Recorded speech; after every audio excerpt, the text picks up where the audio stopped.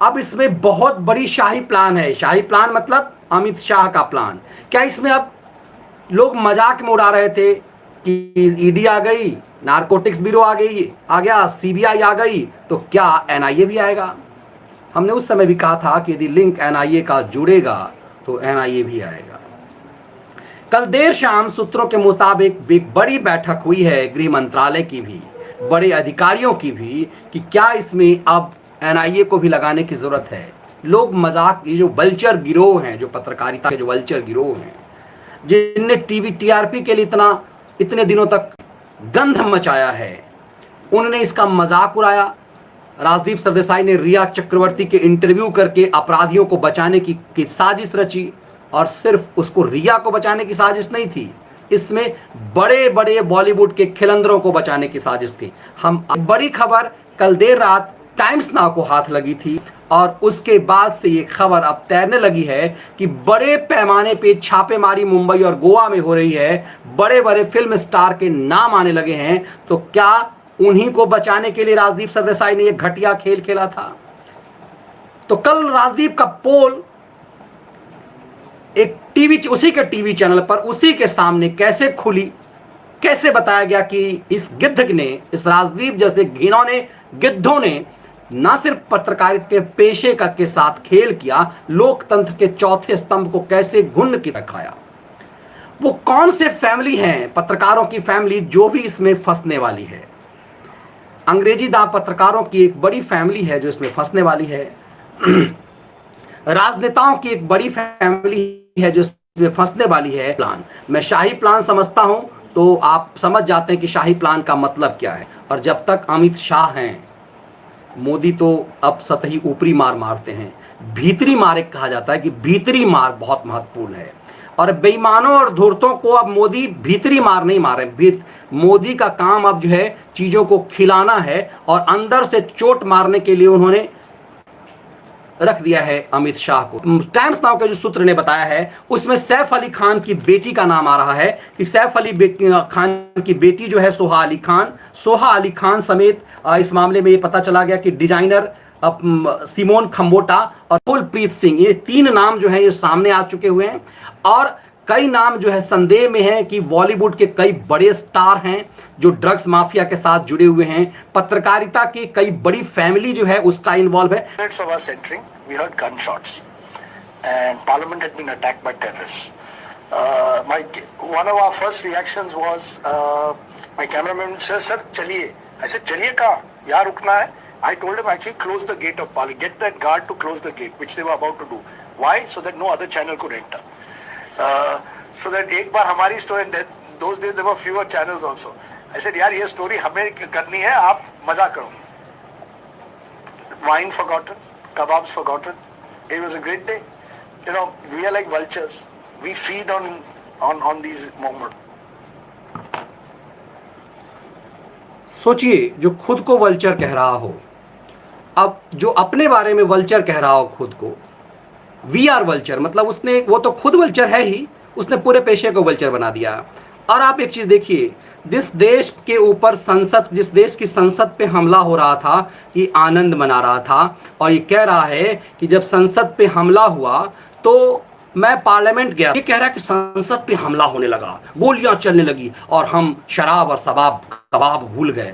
मतलब ये एहसान कर रहा है देश पर कि संसद पे जब गोली चलने लगी तो मैं नशे में आ गया, मुझे लगा कि दरवाजे बंद कर दो, कोई आने ना पाए, कोई दूसरा रिपोर्टर ना आ जाए, कुछ दूसरा चैनल वाला ना आ जाए, ये तो सिर्फ हम ही खाएंगे, मतलब संसद पे हमला हो रहा है, ये तो सिर्फ हम ही खाएंगे।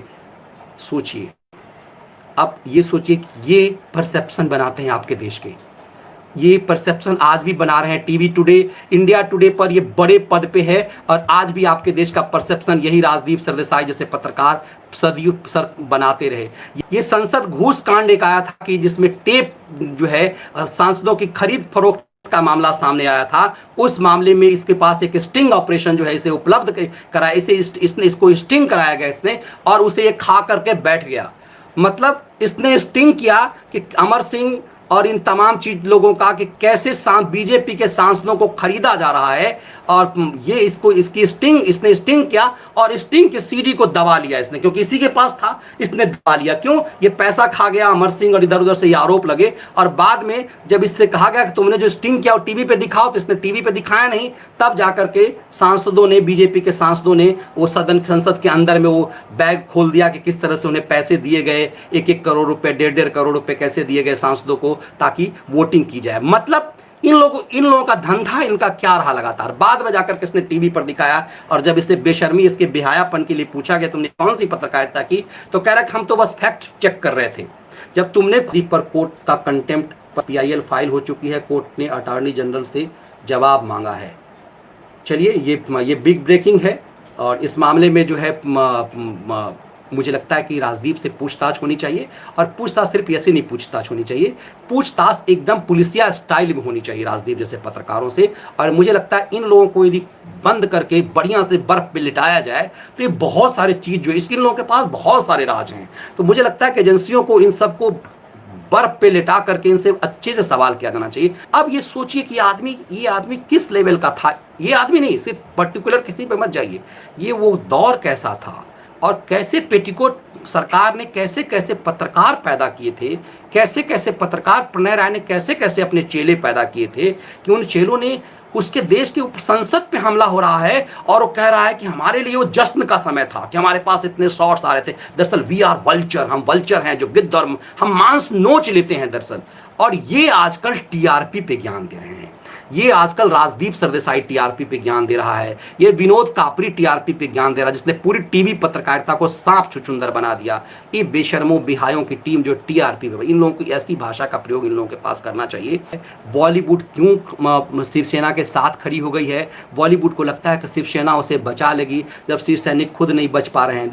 अर्नब गोस्वामी का इस तरह से फ्रंट फुट पे आके खेलने से क्या हुआ है कि लोगों के अंदर हिम्मत हो गई है। सोशल मीडिया पे भी लोगों की हिम्मत हो गई है, मेन स्ट्रीम मीडिया पे भी कुछ लोगों ने अर्नब गोस्वामी का नकल करना शुरू कर दिया। अर्नब के चेले तो अर्नब की नकल कर ही रहे हैं उसके चैनल पे, दूसरों ने भी अर्नब को फॉलो करना शुरू कर दिया, क्योंकि उन्हें लग रहा है कि एग्रेशन की जर्नलिज्म आ गई है। 24 में क्या होगा, ये बदला दौर है, ये सब अभी तो पर्दे हट रहे हैं।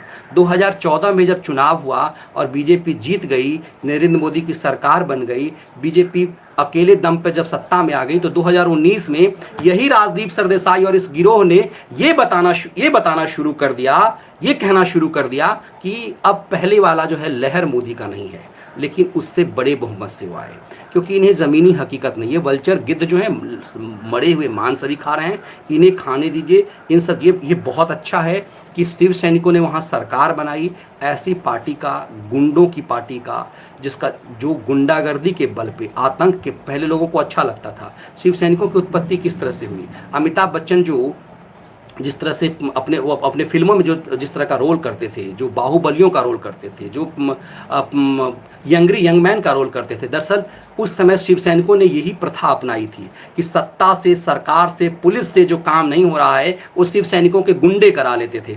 इसीलिए पब्लिक में शिव सैनिकों की कई जगह पे इमेज भी बनने लगी।